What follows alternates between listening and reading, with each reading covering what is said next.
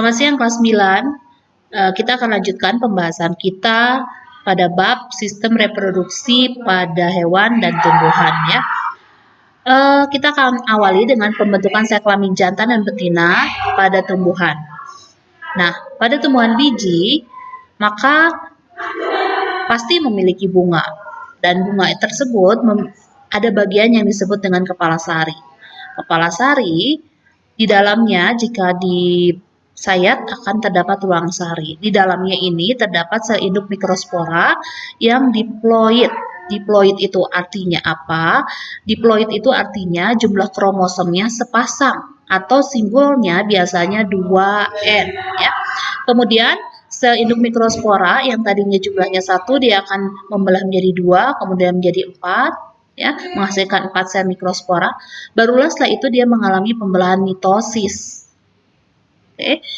Menjadi inti vegetatif dan inti generatif. Pada saat pembelahan mitosis ini akan dihasilkan 4 sel yang haploid.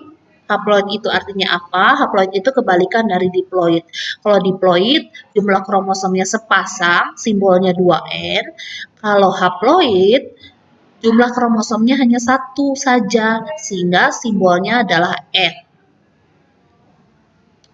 Bakal buah ini merupakan tempat terdapatnya bakal biji, terletak di dasar bunga atau reseptakel.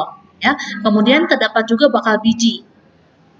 Di bakal biji terdapat sel telur yang merupakan gamet betina. Selain itu juga terdapat sel induk megaspora yang sifatnya diploid atau 2N. Ya. Sel induk megaspora akan bermeiosis menghasilkan 4 sel yang haploid atau N. Mari kita lihat gambar 2.9. Pada gambar ini diperlihatkan sel induk megaspora yang mengalami pembelahan meiosis menjadi 4 sel yang haploid, kemudian 1 selnya akan berkembang menjadi sel megaspora, sedangkan 3 selnya akan menghilang atau tereduksi. Ya.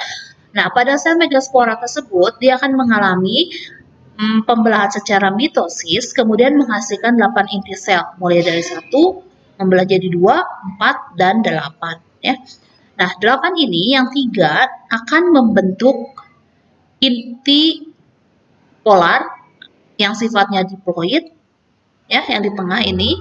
Kemudian yang bagian atas dia akan membentuk sel antipoda, sifatnya haploid. Kemudian yang 3 lagi di bawah ada yang akan membentuk sel telur yang sifatnya haploid dan sinergit. Ini juga haploid. Kita akan beralih ke penyerbukan pada tumbuhan berbiji. Ada 4 macam penyerbukan berdasarkan asal serbuk sarinya. Yang pertama adalah penyerbukan sendiri atau autogami. Ya, ini adalah proses menempelnya serbuk sari dari suatu bunga pada kepala putik bunga itu sendiri. Gambarnya yang ini. Ya, kalian bisa amati penyerbukan sendiri. Berikutnya, penyerbukan yang kedua adalah penyerbukan tetangga atau geitonogami. Ini adalah peristiwa menempelnya serbuk sari pada putik yang pada bunga yang berbeda tetapi masih dalam satu tanaman. Gambarnya kalian bisa amati penyerbukan tetangga ya. Berikutnya adalah penyerbukan silang atau alogami. Ini adalah peristiwa menempelnya serbuk sari pada putik bunga lain pada tumbuhan lain tetapi masih satu jenis.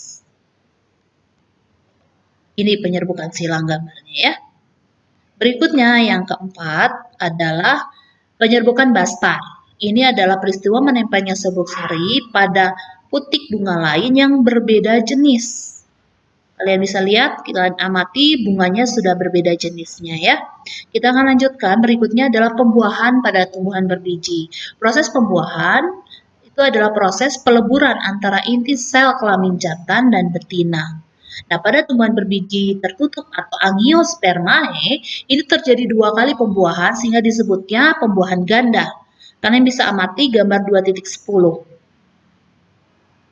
Proses terjadinya pembuahan ganda pada tumbuhan berbunga. Ya. Kemudian kita akan lanjutkan perkembangan biji.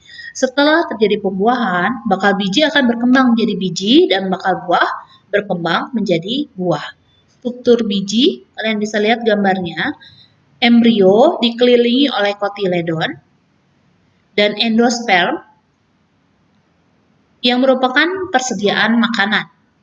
Nah, embrio dan persediaan makanan ini dibungkus oleh selaput biji atau kulit biji. Pada gambar A, ini ada struktur biji pada tumbuhan dikotil, sedangkan yang B ini adalah pada tumbuhan monokotil. Silakan kalian amati, di buku kalian ada, silakan kalian buka ya gambar 2.11. Kemudian berikutnya adalah perkecambahan biji. Perkecambahan ini tergantung pada proses imbibisi. Apa itu proses imbibisi? Proses imbibisi adalah penyerapan air oleh biji sehingga bijinya mengembang, kemudian memecahkan kulit biji dan memicu perubahan metabolisme pada embrio sehingga bijinya bisa tumbuh. Kalian bisa amati gambar yang A. Inilah tipe perkecambahan pada dikotil. Ya, epigial. Pada tumbuhan dikotil bisa epigial yang A ini, ataupun yang B, hipogial. Sedangkan yang C ini adalah tipe perkecambahan pada tumbuhan monokotil.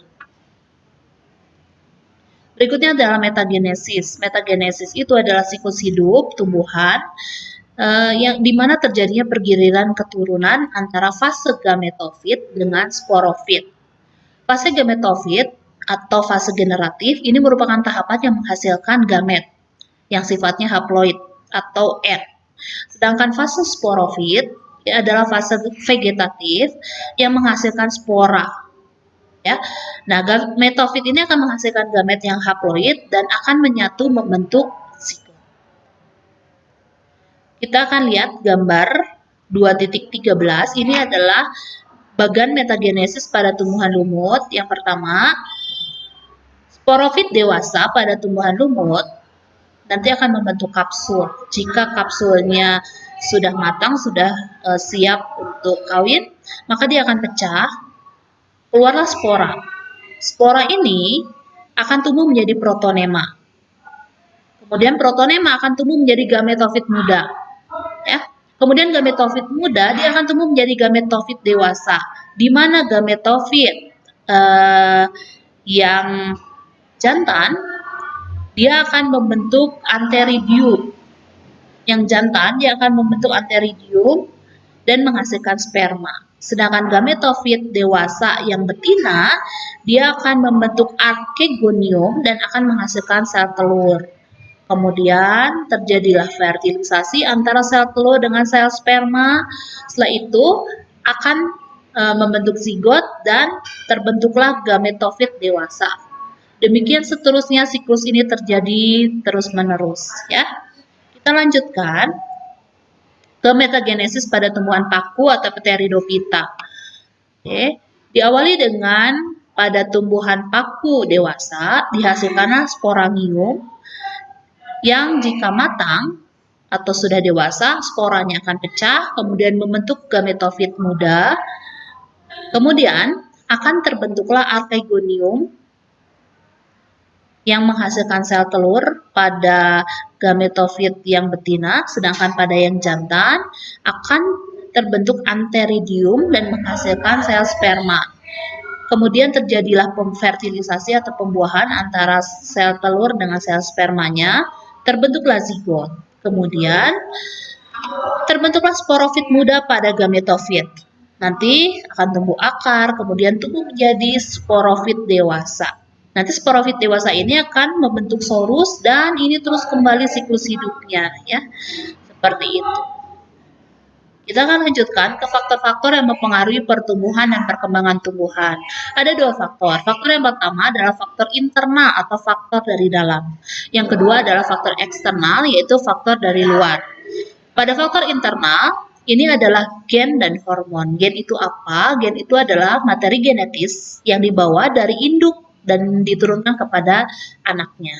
Sedangkan hormon ini adalah hasil dari metabolisme yang berperan dalam pertumbuhan dan perkembangan makhluk hidup. Ya, kita akan membahas faktor eksternal atau faktor luar yang mempengaruhi pertumbuhan dan perkembangan pada tumbuhan. Supaya tumbuhan bisa bertumbuh dan berkembang dengan baik, maka dibutuhkan air dan mineral yang cukup. Selain itu, diperlukan juga suhu yang tepat dan kelembapan yang cukup serta cahaya matahari yang cukup. Ya, oleh karena itu tumbuhan kita bisa temukan seringkali harus di tempat yang terkena sinar matahari. Ya. Nah, untuk tugas biologi yang kelima kali ini, kelas 9, kalian diminta untuk membuat bagan metagenesis pada tumbuhan lumut dan tumbuhan paku, kemudian kerjakan di buku latihan dan kirimkan ke Google Classroom. Jangan lupa untuk menuliskan nama lengkap, kelas, dan juga nomor absen. Batas waktu pengumpulan tugas adalah Jumat 11 September 2020 sebelum pukul 14.00. Kelas 9, silakan kerjakan tugasnya, kumpulkan tepat waktu, Tuhan Yesus memberkati. Terima kasih.